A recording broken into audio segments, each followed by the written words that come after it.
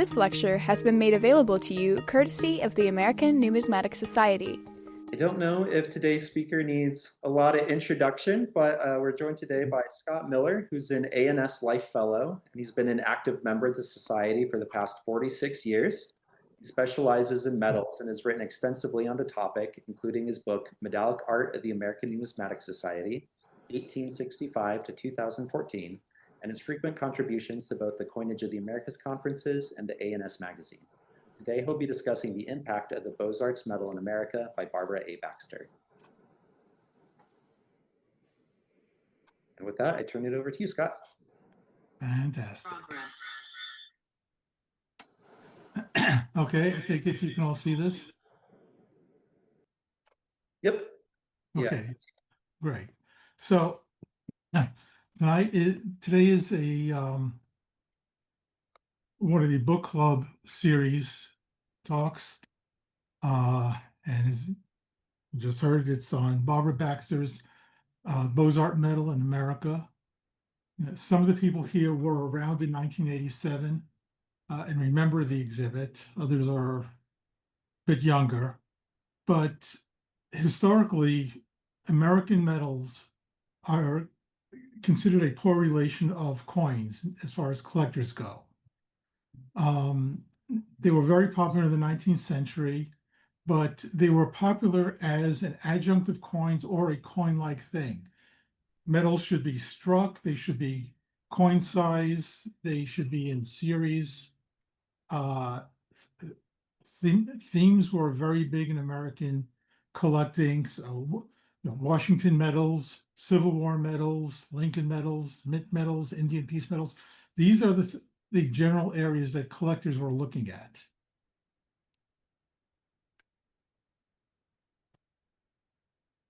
In 1980, now I started collecting in the mid-70s, and by 1980, if you were interested in art medals from the United States, and it's a really loose topic, I'm not going to get into the definition, but think of the general artistic medal of the period. Leave it at that for the moment. The number of references that were available were minuscule. The general catalog was the 1910 International Exhibition of Contemporary Medals catalog, and the 1911 expanded version was the best one. And I have a couple of pages here so you can see.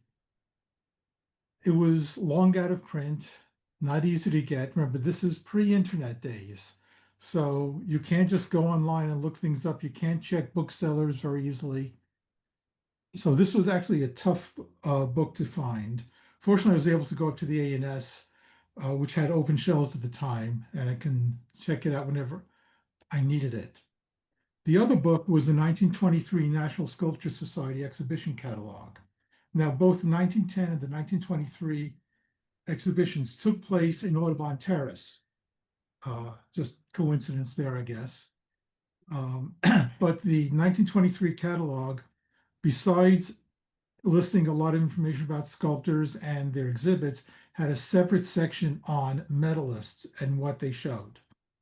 Again, just a couple of sample pages here.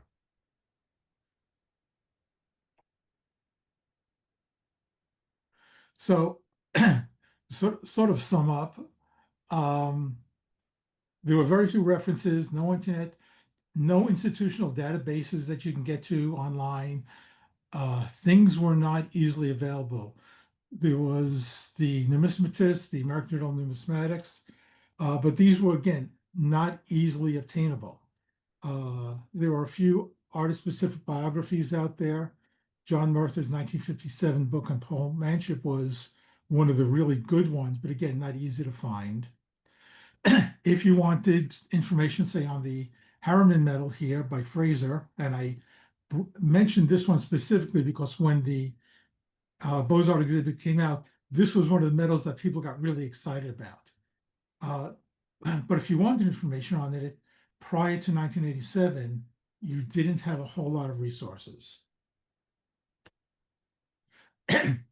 Things started to change around 1979 when Mark Jones wrote The Art of the Medal. unlike most medal books at the time, and there weren't many of them, it looked at medals from the artistic standpoint rather than the subject. It wasn't in depth, it was an overview, it was an introductory book, but it was a new way of looking at medals for most people. 3 years later, the British Art Medal Society was founded, and they had some articles on contemporary medals, some historical, a few on artistic pieces.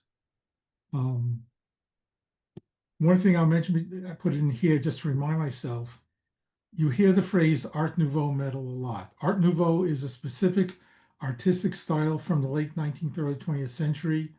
There are very few medals in the Art Nouveau style. Many in the Beaux-Arts style, but very few Art Nouveau. But for the purpose of this talk, we're not going to get too much into those definitions.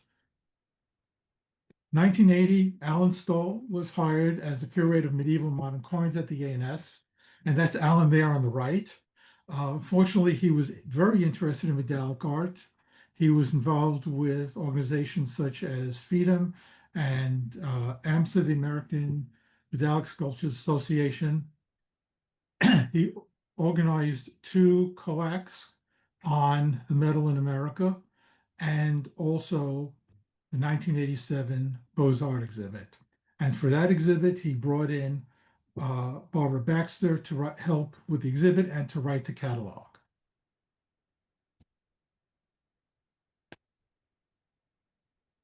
The catalog itself looked at American medals from about 1880 through the end of World War I and just a bit past. It started with looking at the medal in the US prior to that, and also the changes in France, because in the mid-19th century, American sculptors went to Italy to learn their trade. After the Civil War, they started going to France. And in the late 19th century, France was the great center of art. A lot of American sculptors went there to learn and to study, and were influenced by the changes in medallic art that they saw there. So this was covered in the book, and also a little touch upon how the changes in technology affected medals, because you no longer had a field dominated by die engravers, but rather by sculptors who could use the Janvier reducing machine in order to create medals. One of the results of the exhibition was that collectors were exposed to the work of sculptors they didn't know much about, and also some of the work of coin sculptors or engravers that were new to them. So here we have just a few of them that most people were seeing for the first time. There's Theodore Spicer Simpson all the way on the left, Emil Fuchs next, then Janet Scudder and John Flanagan. Again, of these, Flanagan is the only one who designed coins. So as I mentioned, the lead-in was on the French medal, how it emerged in the late 19th century, how they influenced the American medalists.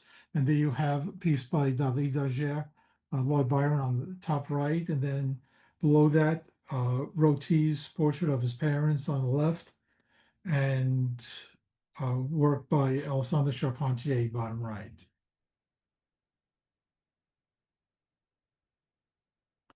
The exhibit itself was a success. It brought in a lot of people. Again, it just showcased a lot of material people never knew existed. Here are 2 photos.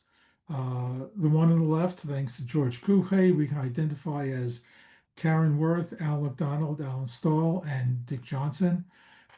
Don't know who the 2 people on the right are. If anybody recognizes who they are, please let me know. Yeah.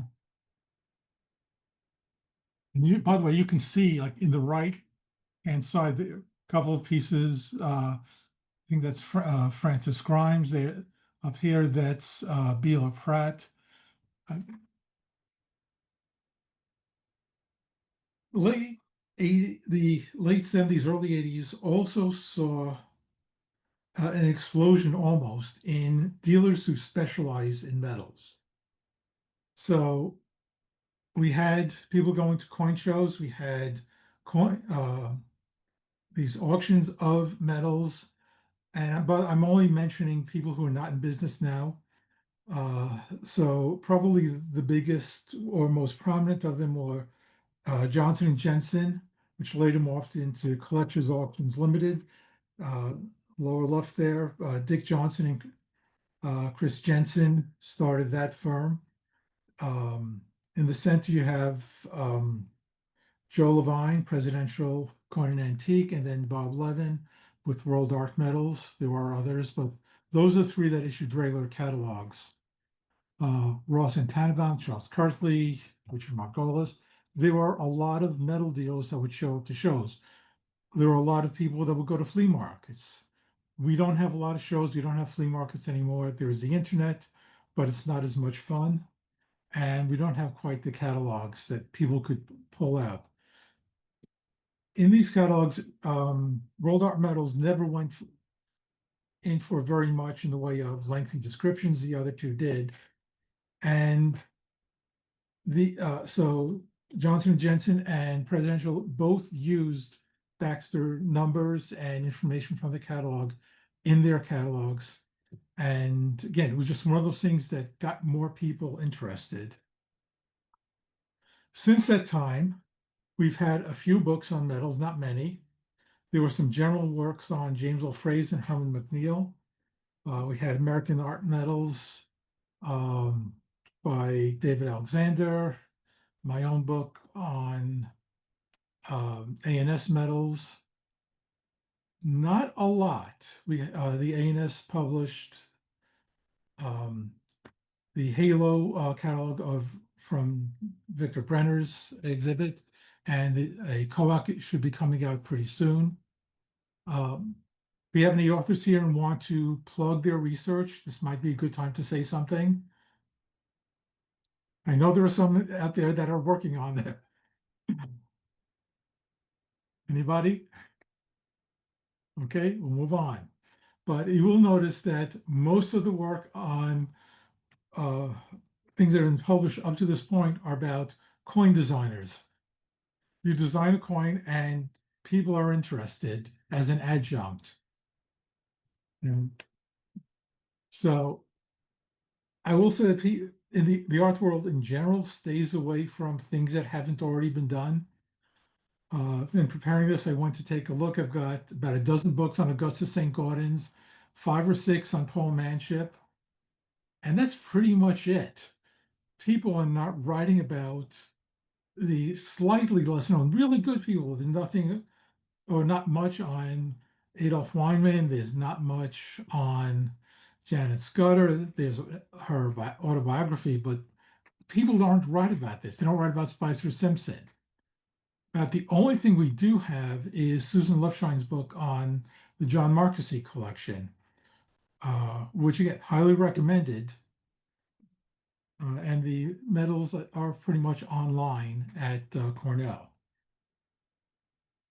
What we did see, though, since this time is not that we have books about the medals or the sculptors, but books on coins in general, in a few cases, are starting to look at the medals as well. So here are 3 that I just happened to pull out that make use. Roger Burdett specifically refers to Barbara Baxter's book. The other 2 don't, but they talk about other works, regular sculpture, plaques, medals by the artists involved, something that almost never happened prior to 1987. So with that, that's sort of like an overview of the book and where it stands in the collecting world. So I'd like to hear, this is a book discussion, so people, I do want to hear them chime in. I made a few possible topics if you don't know what to talk about, but I would like to hear from people.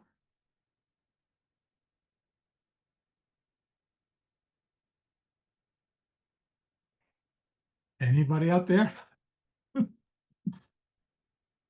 I mean, are you wanting kind of just discussion around these questions that you've outlined right Well, now? this is if you have nothing. If you have something of your Okay. own, by all means, here are some things if you don't know what to talk about, but you want to participate.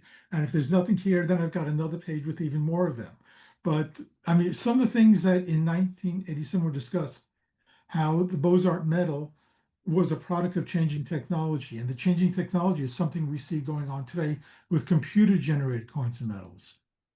Uh, the training that was emerging in the late 19th century, they're no longer studying to be die engravers, they're studying sculpture. Now they have to study computers. We have a difference if the art on the medal is supposed to, what's an art medal? If you want to talk about that, go ahead. How is that different from the art on the medal? What's research is going on? What would people like to see? How should we collect medals? Because when you look at some of these medals, it's not really, shouldn't be collected like a coin. A coin is looking at condition, how rare it is in terms of people want full sets. I mean, for myself, I don't really care about having one of everything, but what should we look at? When we look at it, topic, there is condition, but I remember some time, many years ago at Michiko's gallery with David Simpson looking at a few pieces that Leon de Fink had made that were on exhibit and were offered for sale. And there was one portrait medal of an artist that David Simpson was looking at and I was looking at. And there were maybe 4 or 5 examples, and we're comparing them for the color, the quality of the cast, the finish on it.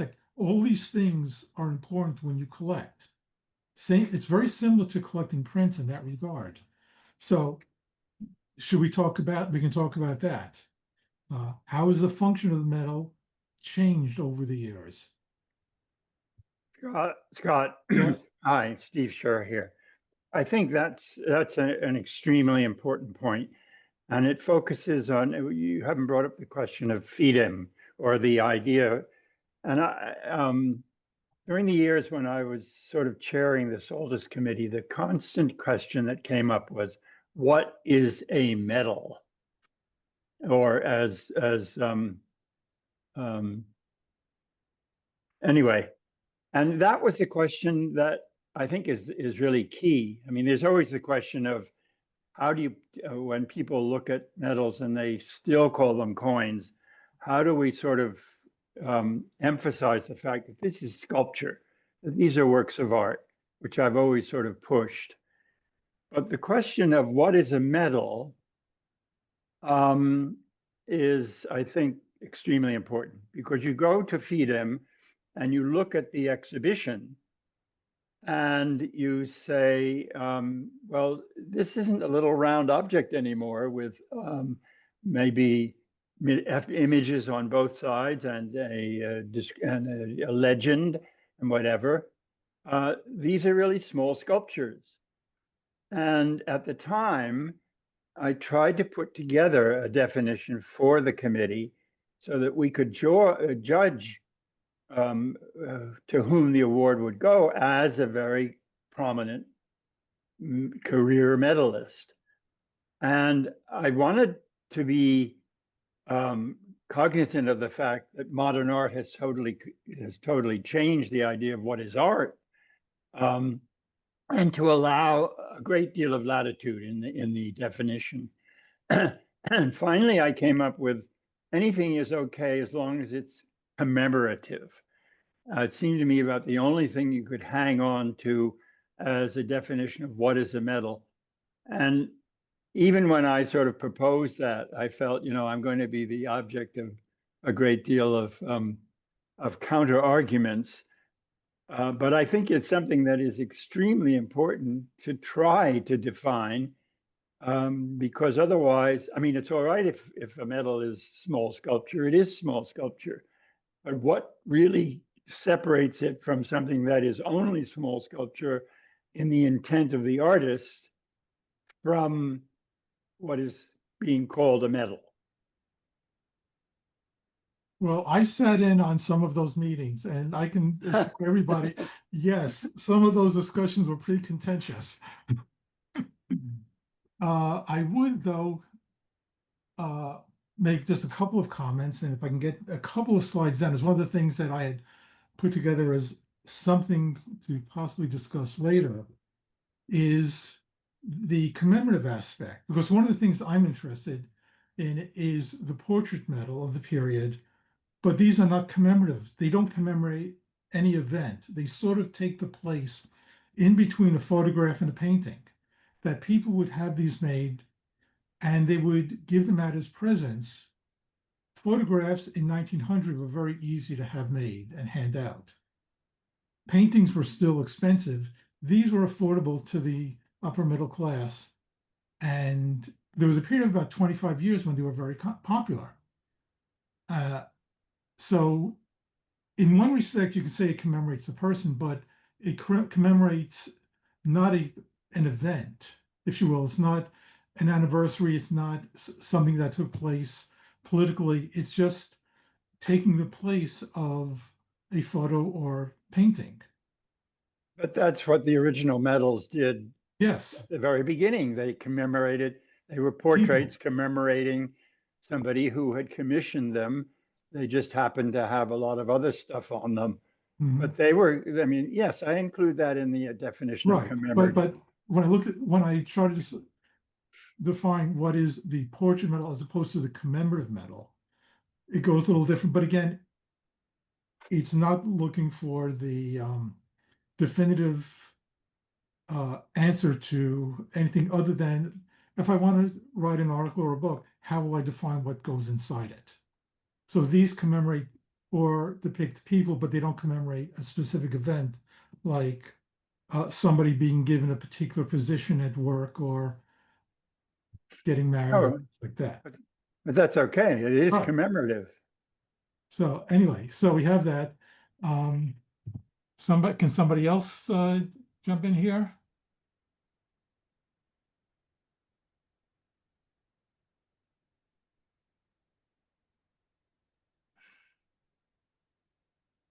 I see Alex. Alex, are you talking or? Scott, somebody had put a comment Oh, okay, I can't see that. in the That's why. chat you might want to look at. And Yeah. I can't see that in this. I can read it, Scott. Okay, great. Do Do you hear me now? Yes. Oh, sorry. Oh, okay. I wanted to comment on the changes in technology and what I see as an impact here. And I'll just talk briefly about the lettering on medals, for example.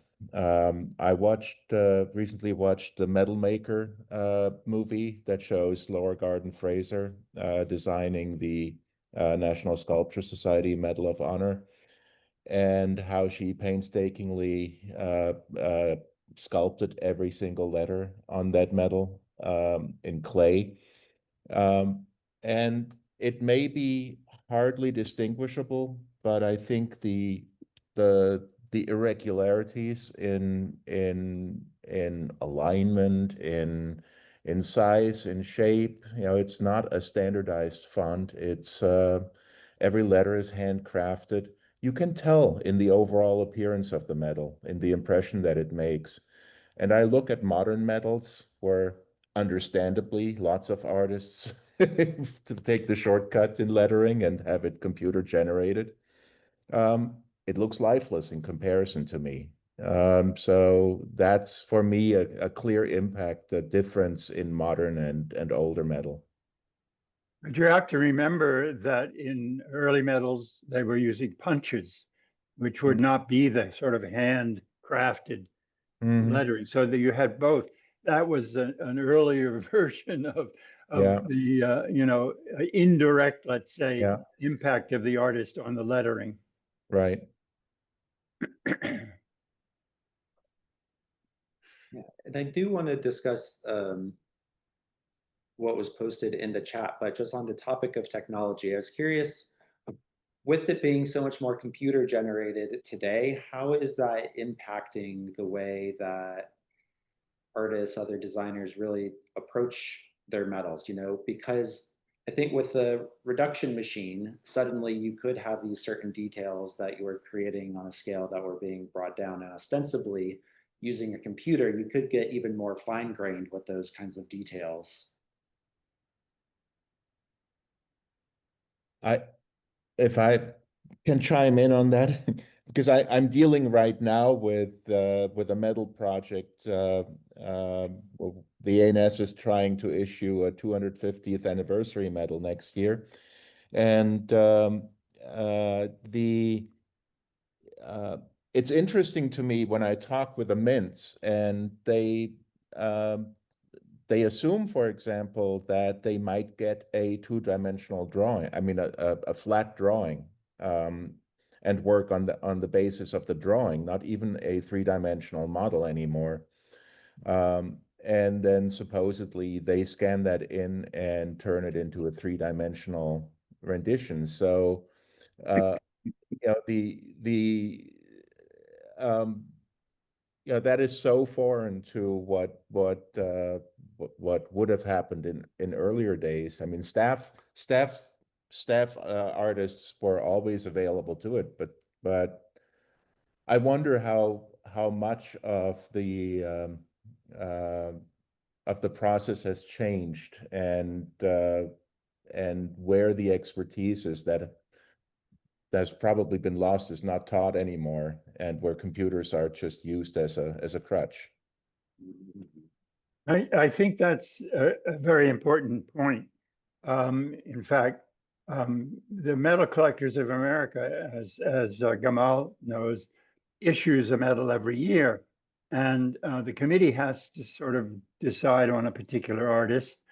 And usually we get the whole sequence. We get a drawing, and then we issue the commission. But then it is followed normally, or has been up until this recent year, this past year, by a model, and then goes to the mint. Most of the time, I think only one in the series I know of was cast, so most of it goes to a mint and is struck. Just this past year, for the latest medal, for the latest medal.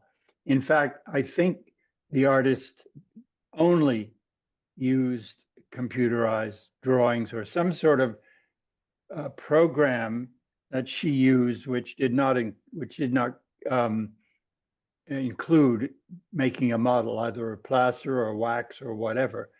And somehow, to me, that's no longer sculpture per se. But it is, I mean, it is an artist designing something, a work of art, because in the end, the medal that's produced is a medal. It's a commemorative medal, and it is a work of art by an artist, but an artist who has also been very much attached to the mint, not the American mint, another country's mint. So it's a kind of interesting new situation for us, because we end up with a medal, but from my point of view, I have to sort of adjust, or we have to sort of adjust to the fact that this is now produced by a process which is totally separate from tradition. Maybe, Yeah. maybe I have to say something, right? Because I'm making a medal also. And also I judge lots of many occasions for the medalist competition. First of all, new technology is always welcome, but one thing, important thing is if the artists can use the new technology as one of their technique. Basically, I'm a really handcraft person. So I'm concentrated using my hand, developing my hand technique. And then medal comes, to me, is bas relief is extremely important. If the artists cannot do that. Don't make medals. That's a very strict, small, narrow-minded opinion, but that's what it is. And then, so new technology, I have artists use only computer, and then myself, I don't welcome it. But as a gallery, I do represent those people's work also. But then what I ask for the collectors, just collectors have to have eyes to see what is the artist is basic.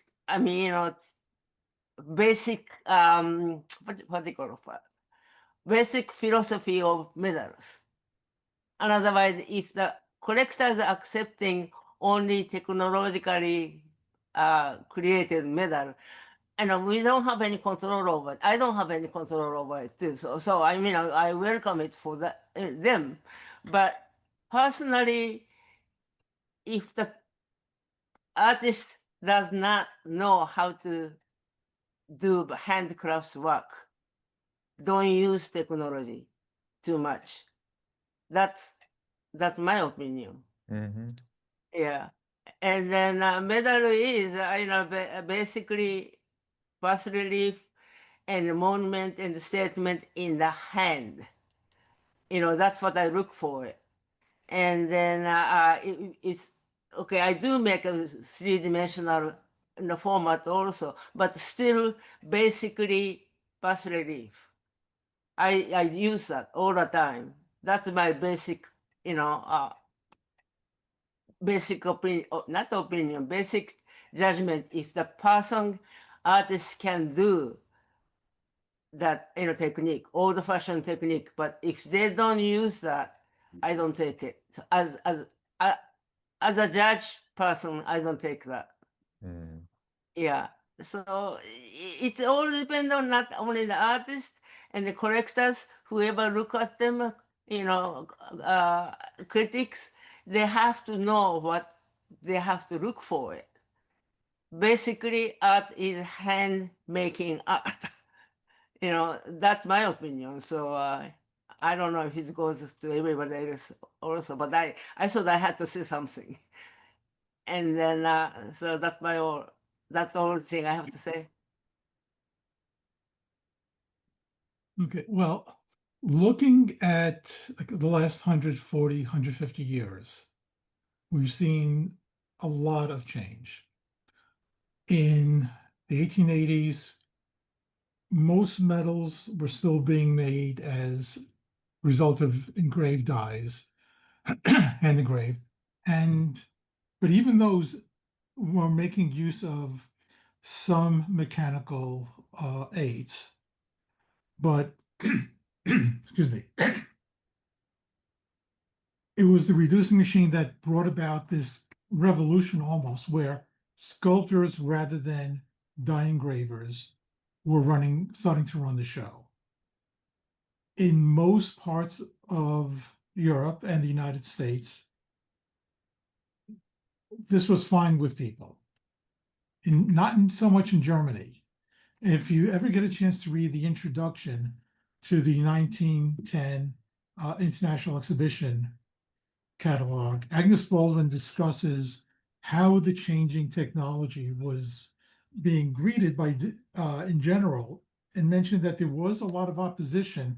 This isn't really a medal, it's taking it away from the engravers, and that's what it's really about. And most of those objections came from Germany, according to Agnes Baldwin. In more recent years, we see the computer changes. Now, what I have personally seen is that this comes into several steps. You have a person doing a drawing, another person making a model from that, whether it's something that's sculpted in clay or plasticine, whatever, or done on the computer. There is very often a loss.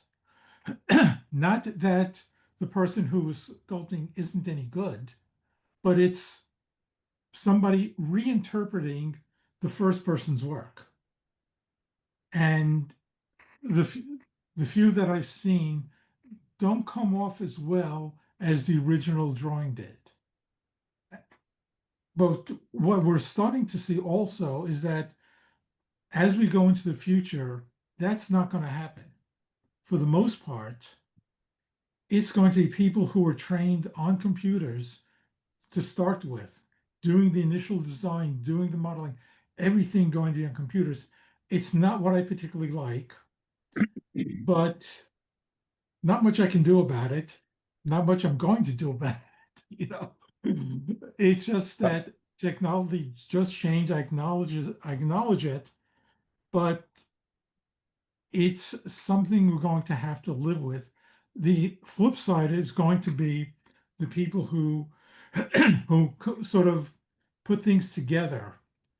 And it's sort of doing the small modern sculpture in the shape and presentation of a metal, because when we use the computer versions, we're really talking about die-struck pieces.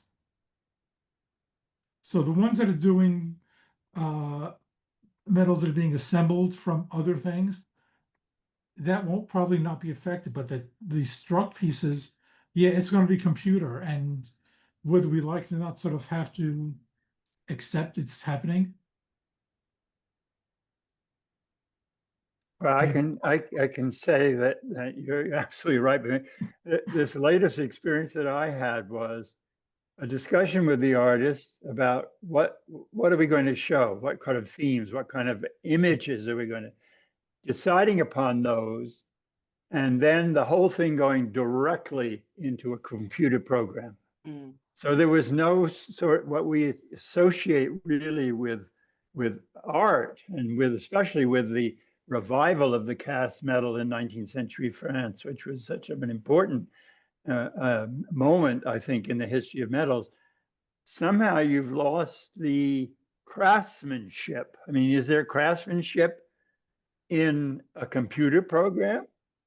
No, I don't think so. And I And what think will that happen when we have the AI generated metals instead of people being Yeah. involved? Yeah. Well, My, I was going to say to you, Scott, that I don't even see the computer worker doing the three-dimensional translation anymore. They'll go straight to AI to have that done because AI can do that, and you get what you pay for, in my opinion. But we all know what happens when you have the choice between something that costs $0 and something that costs $5,000. Mhm. the few metals that I've seen that are computer designed or partially designed by a computer seem to me a little bit lifeless, and I get the impression I've seen this before. I don't see some artistic or revelation, including our new latest medal for the club, Steve. yeah, yeah. I view it as being fairly lifeless and does not have an artistic,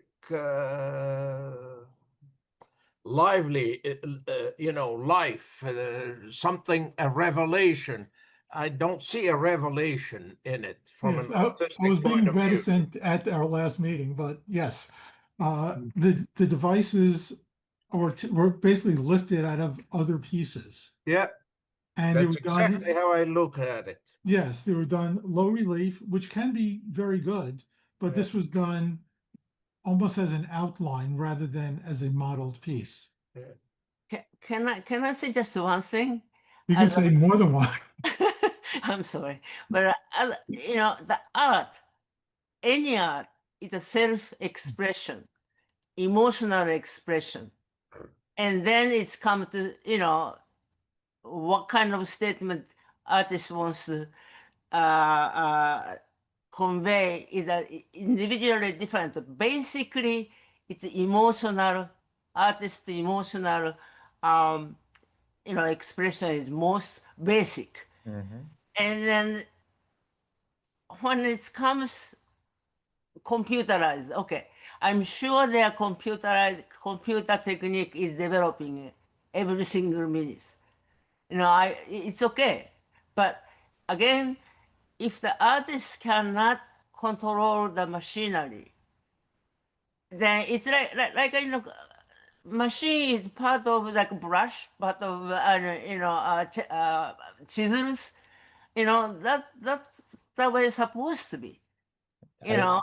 I'm totally with you, Mashiko. I'm totally Thank you. agree. I bemoan it. Don't misinterpret me that I think that this is a good development that AI is going to do it.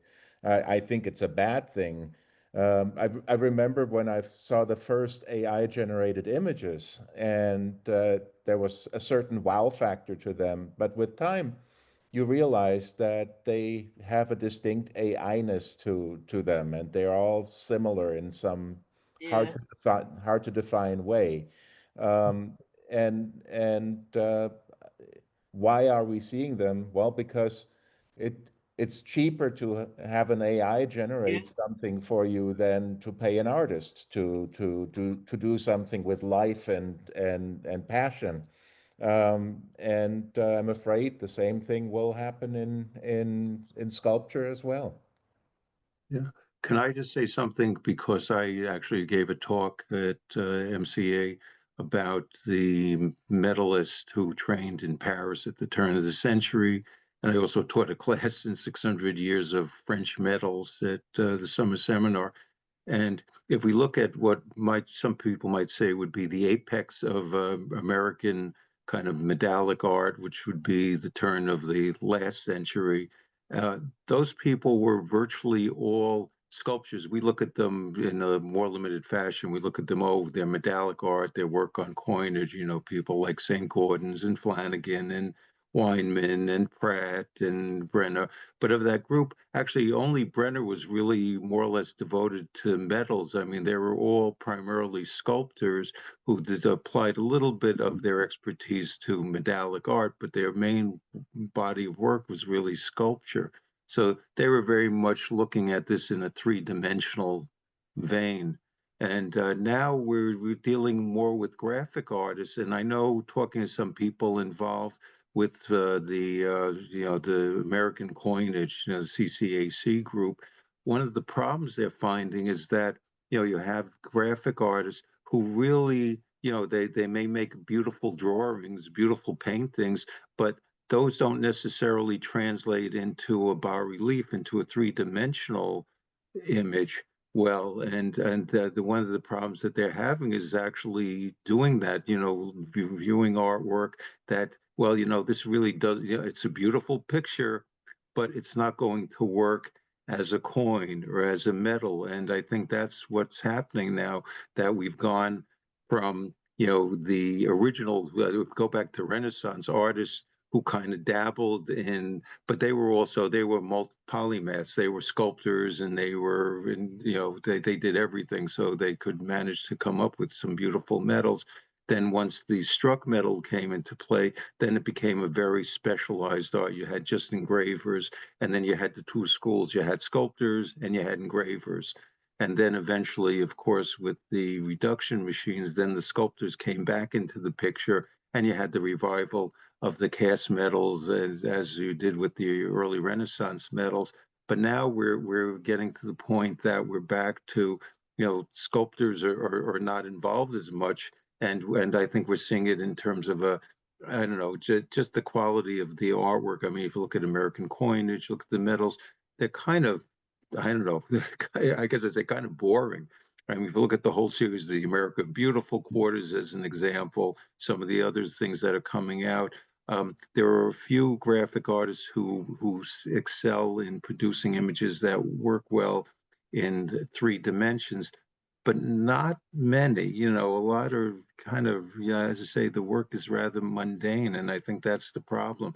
And the use of computers is only going to take, and I think further it caused, I guess, maybe to some degree, a deterioration in the quality of metals, because now anybody and everybody says, oh, I can make a metal. And then they don't realize that, well, there's more to it than just coming up with a drawing.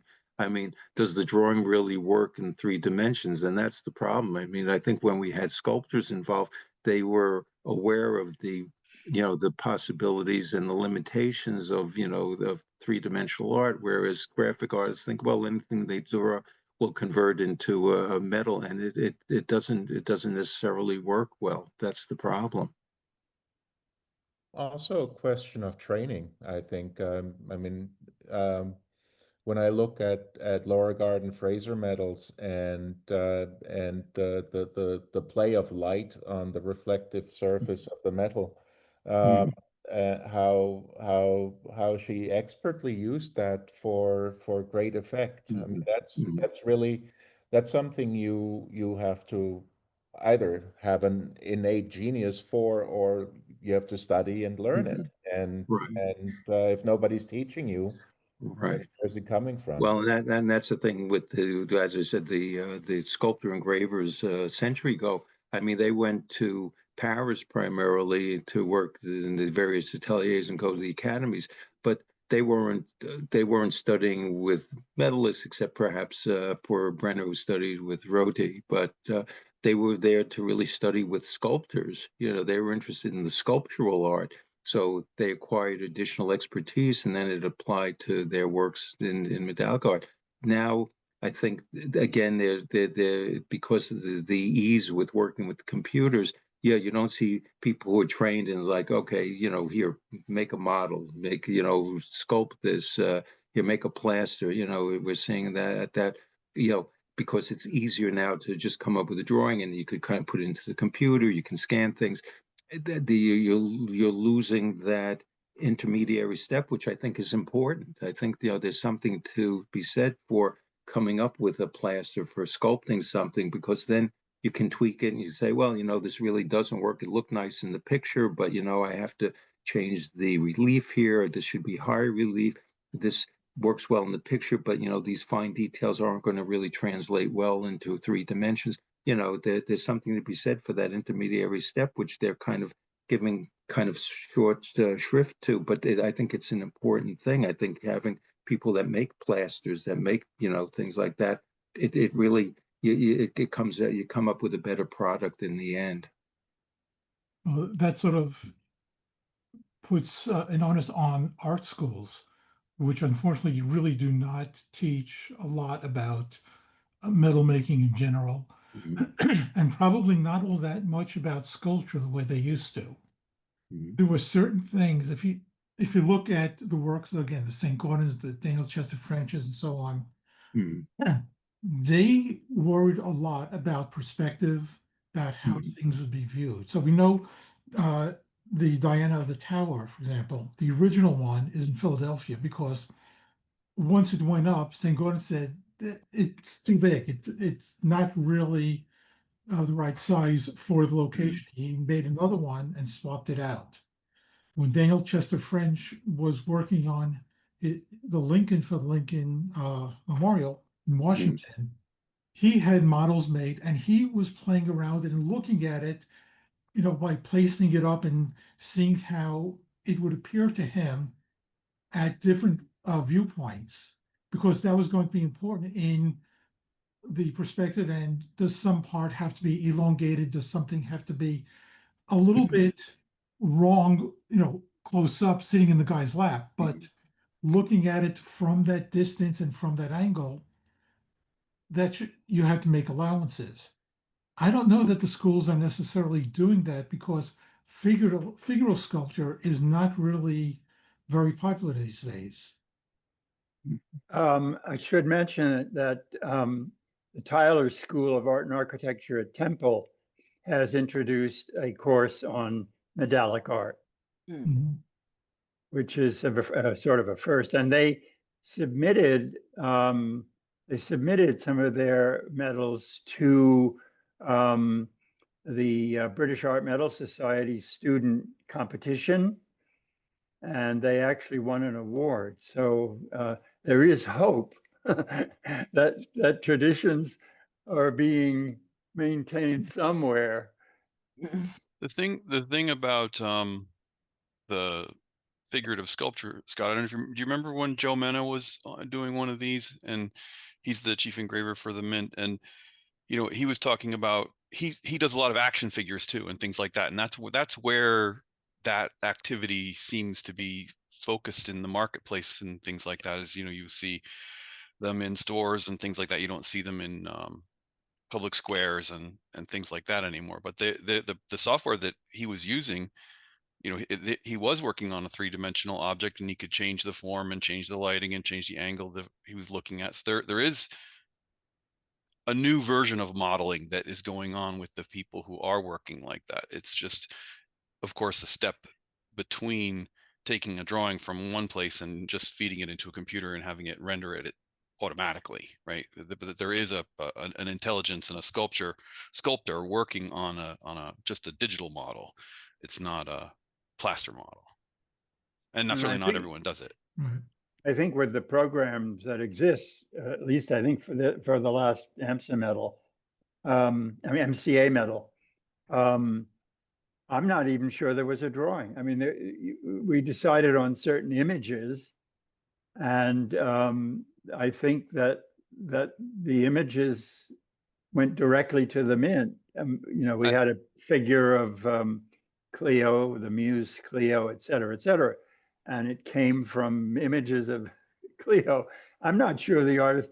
In fact, I think in future we should probably, for that annual medal, make certain conditions about how it's produced, or whether the person is going to be just kind of sending ideas to the Mint, and they're the ones who are making the medal and putting it all together with those images, even without a drawing. I mean, the whole thing becomes completely impersonal and separated from the artist. I mean, you don't even need the artist. We could probably just say to the Mint, hey, we want a round thing with these images on it. Do your thing. And of course, we haven't actually seen the medal. It's in reality yet, or I haven't, right? So I don't know. No, I'm just talking about what the outcome is. Yeah. I'm seen just talking about the last one. Yeah, and it should be coming in the mail. Yeah, he's just picked them up like the other day. Yeah, so they've done. So we don't know. We don't know. But even the picture is not very inspiring, to be honest with you. So I hate to interrupt, but I want to make sure that, because we only have 10 minutes left, and I want to make sure Jeff had made a comment, and we've had a lot of great discussion for about the past 30 minutes. So I'd like to make sure that. By the way, before you do that, I would just like to say one thing. The discussion that went on here is basically the exact same discussion that went on 1890 to 1910 about introducing the reducing machine instead of direct engraving. Yeah. It's the same discussion. Can I tell one more story? I recently showed some of my medals at a local fair, and the one medal that got the greatest attention is one by a young Japanese artist that I bought from Mashiko.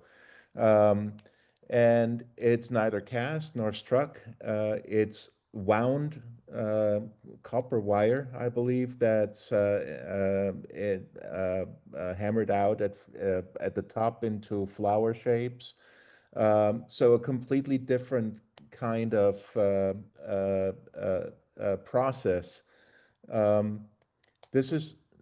It was the biggest attention getter at my booth, and this is something that you could not have done with software because it's not made in the traditional way. That object had something that talked to people. But is it a medal? That's the whole thing that we constantly came up against. It fit in well with the other medals. That's all I'll say about it. Okay, we can go to Ryan. Ryan, what have you Thank got? you. Yeah, so Jeffrey was saying he's not in a place where he can comment because the background's too noisy, but for general discussion on coins versus medals, is that as a general guideline, medals were issued in smaller quantities and to the elite or financially successful person. Coins generically were often more widely available. Therefore, the ability to find metals in the wild is much more of a challenge. Many who acquired the metals knew what they had, and they stayed within the family until liquidated. Metals have always been more elite and limited, whereas coins and tokens were mass-produced and more widely available. Well, of course, the main thing is that coins have a fiduciary function, which metals generally do not. That's the biggest difference, I would say. Yeah. Obviously, sculpturally, they vary. I mean, there have been some, large coins which are fairly elaborate, but still, again, the basic difference is that metals, you're not going to take, and obviously, metal can have intrinsic value if it's made of gold or silver, but it's not meant primarily to function as a means of in commerce, as a means of purchase. It's there for commemorative purposes. For now more modern, of course, it serves an artistic function, the so-called art metals and such. But I'd say that would be my big difference as far as describing the differences between the two. If you want a perfect example of the combination of great art and fiduciary value, look at Greek coins. Greek coins are marvelous works of art. And Right. and there's a great deal of pride attached to them, and even some of them are signed. But I agree that we're not exactly going in the right direction now. No, we'll soon have all transactions will be electronic anyway, so it won't matter. And being used by robots. Okay, what else have we got, Ryan? Yeah, and so like Jeffrey chimed in with that, more that its main comment is to apply why metals are not more popular among collectors. Maybe also too, because yeah, there just wasn't that level of exposure. Right, and I personally think the lack of reference books hinders things a bit, because in order to be exposed through a deal, the dealer has to have books to explain what's going on, and there have to be enough of them, of the metals in circulation, so to speak, to make it worth dealing in. And is that still, I know you were saying things have shifted, and especially in terms of the coin shows, the flea markets and things. Do you feel that metals have more, I don't know, kind of like prominence nowadays, or is it really still more of a focus on coins and coin collecting? My view is that still focus on coins. I think it vary. I think it's gone through cycles. If you go to the 1860s, I mean, Washingtonian was in his heyday at that point. So, anything and everything that had a portrait of Washington on it was highly collectible. I mean, the mint was producing, Washington medals, medalettes, what have you. And they were even trading to get Washington material. They trade away, patterns and rare coins just to get more things for their Washington collection. So it's kind of had its ups and downs. Obviously, you have peers like Louis XIV, who thought so much of the, I guess I'd say, the propaganda value of metals that he actually had kind of like a department created in his administration that just to focus on the legends and things on coins, on metals and other monuments and things. But he was concerned about his production of metals, as was Napoleon and other people. So there have been, it's had its ups and downs, but clearly there have been periods where metals have achieved popularity with certain groups. Yes, but again, as I mentioned earlier, in the coin-like presentation, they can't be too big. They have to look like a coin, even if they don't have a monetary value. They fit into series of some sort or another. It's not the art, not looking at it as a piece of art, it's a subset of coins in some respects. And that's what all of those things are that were very popular in the mid-19th century. Well, Scott, in terms of this book, though, and your point about the scarcity of resources and the importance of this book, I mean, you didn't mention, you said any current retailers, but like Stax and Heritage both still use Baxter numbers in their listings. Of course, it's the only thing out there. It is the standard, but unfortunately, it's an introductory book that has become the standard. And I would like to see other people writing. And I know a couple of people who are on this call today, working on things. So again, if you want to say something, All right, I'll here's a say chance. something. I There, I am really close to being done with a book on Laura Garden Fraser's medallic works. Of course, I took over the chairmanship of our fundraising campaign, so I don't know how long that book will be delayed, but my goal is to create a electronic book series of medallic sculptures of American medallic sculptors of the 20th century, and it should be it not in depth like your research, Scott, but kind of at a higher level, brief description of the medals and a little bit of background, whatever information I can find about mintage and value. So appealing to the collector, the person who just is interested in a starting point for their research and pretty pictures of the medals that help people to decide that they should be interested in something that looks as nice as that. Patrick, do you want to jump in? You can say the same. We're working on with Jesse on Victor David Brenner and limping along, but we're active. Scott, I have a book in my library. I don't have it in front of me, but there is a book by a German author about the French medals, Iser or Eisen. Do you know that book? No, more recently there's Nicholas Meyer's book, but again, there are books on French and German medals, but being that we're concentrating on American, I'm sort of limiting to that. But I don't know that, Stephen. I would like you, if you could send me the information. Maybe it is I mean, I can run to my library, but you Is don't it a have book time. that's in English, French, and German? German, right. No, Nicholas Meyer's book is in all three languages. Yeah. Maybe that's it. Maybe that's it. Yeah. Yes, and it's an excellent book. Highly recommended. Yeah. Well, it's just about 2 o'clock. So any parting words, Scott? Well, Ryan, did you have any questions? Nah, I can ask you next time you come in. Okay. This was a very interesting session. Yeah.